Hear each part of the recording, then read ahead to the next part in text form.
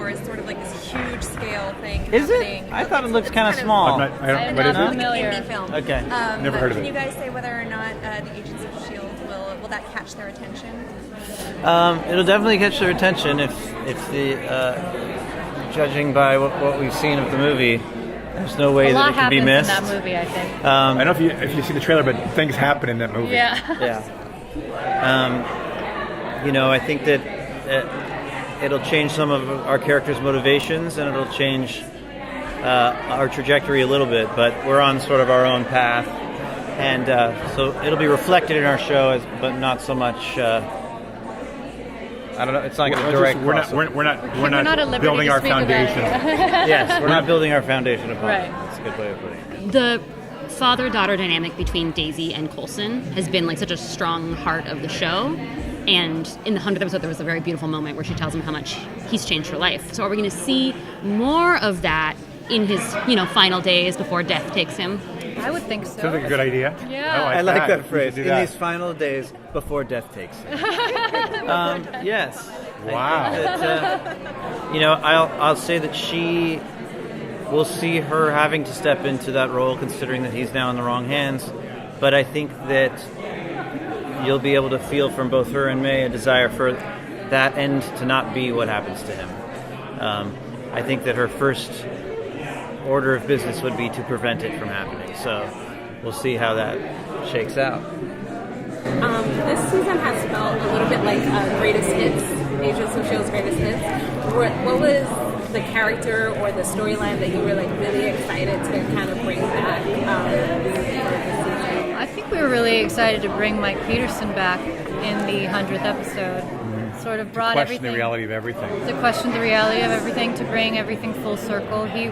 Mike Peterson was this team's first mission, and to have him be the voice of doubt as to whether any of this ever existed. And then to have him as Deathlock Rescue. Yeah, I think that we were really thrilled to do that. Yeah, it was great for us to have Jay back to do that. How soon did you decide on Deke being Fitzsimmons' descendant? Was that before Jeff Ward was cast, or did he in any way inspire that? We knew where we were going. We knew with where we it. were going with that, yeah. And so that was part of casting games. You have to find someone who's likable but pretty hateable. Yeah, You know? Jeff Ward has that And also, if there's going to be Fitz and Simmons, there's going to be a certain physicality to them that. yeah. Right. A wimpiness. I'm just saying. Yeah. You're not going to think Cutie, Henry is the unlikable, grandson. Yeah, wimpy. No, we love Jeff Ward. We love him to death. But we do like ribbing him too. Yes, because he's just easy to pick on. To pick on. No, we knew that going in, and we figured people would, as long as you're doing a future storyline, everybody's looking for grandkids. So we knew that it would be on some people's radar, but we were hoping to reveal it at a moment that you didn't expect and in a way you didn't expect. Elizabeth mentioned that we were talking about how she threw up right after she found out that he was her grandson.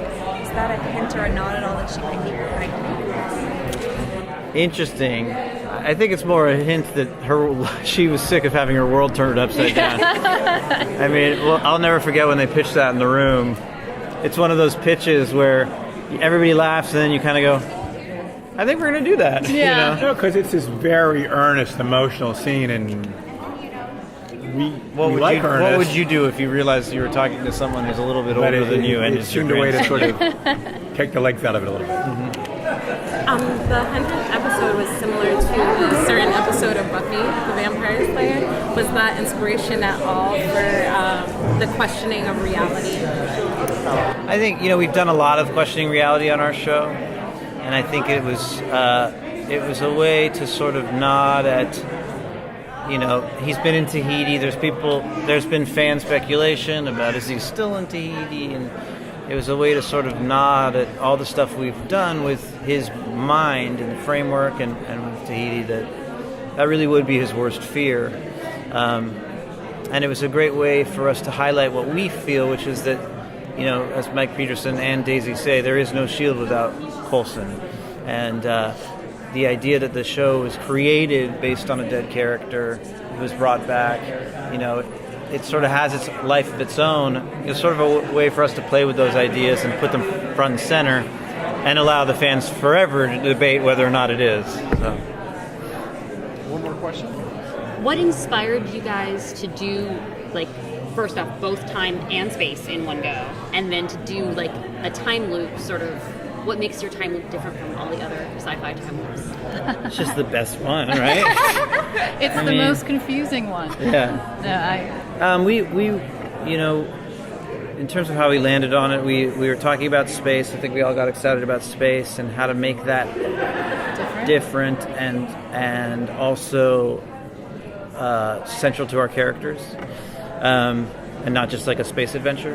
And so the time idea came about, and also I think it was episode 315, had done a little bit of a time loop, which we really enjoyed the puzzle of, but we established in that episode that it cannot be changed. And so we liked the idea of coming to the back half of the season and playing that out for a long time. Of we only have very few tent poles that we know happen, and we can't really avoid them. So, it was basically setting out a challenge for ourselves and the writers, and then cut to 4 months later when we're pulling our hair out trying to figure it out and regretting every minute of it. But we think it will end in satisfying fashion. I think it works out. Yeah. Thank you.